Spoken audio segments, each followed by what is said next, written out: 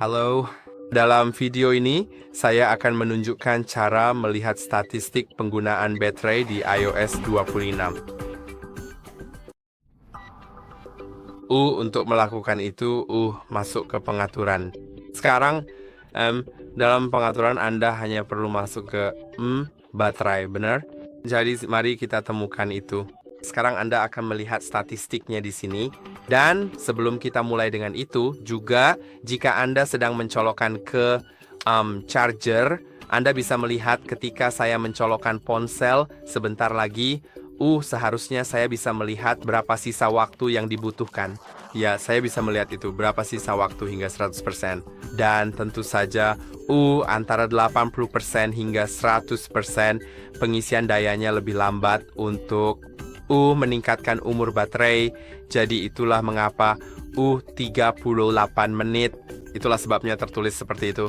Tapi jika Anda di bawah 80%, maka juga akan muncul seperti dua titik akhir, yaitu 80% dan 100% karena ada perbedaan besar di antara keduanya. Dan sekarang mari kita lihat penggunaan harian. Jadi Anda bisa melihat grafik di sini bahwa penggunaan hari ini adalah 13% dan rata-rata saya adalah 37.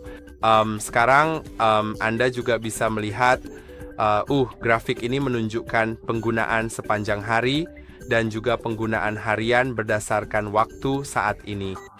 Jadi itu juga cukup bagus. Dan sekarang Anda juga akan melihat persentase baterai yang digunakan oleh aplikasi tertentu. Dan Anda juga bisa melihat semua penggunaan baterai. Anda akan melihat grafik pengisian daya, riwayat pengisian dari sebelumnya saya rasa sekitar 24 jam terakhir atau mungkin ya sedikit kurang. Dari hari ini juga saya rasa sekarang juga saya rasa Anda tidak bisa menggulir grafik-grafik tersebut. Jadi ya itu perlu dicatat. Dan pada dasarnya itu saja di aplikasi baru ini. Jika Anda masuk ke kesehatan dan pengisian baterai, tidak ada yang berubah dibandingkan dengan versi sebelumnya. Dan juga kedua pengaturan ini sama sekali tidak berubah. Dan saya harap videonya bermanfaat. Jangan lupa untuk like dan subscribe dan sampai jumpa di video berikutnya.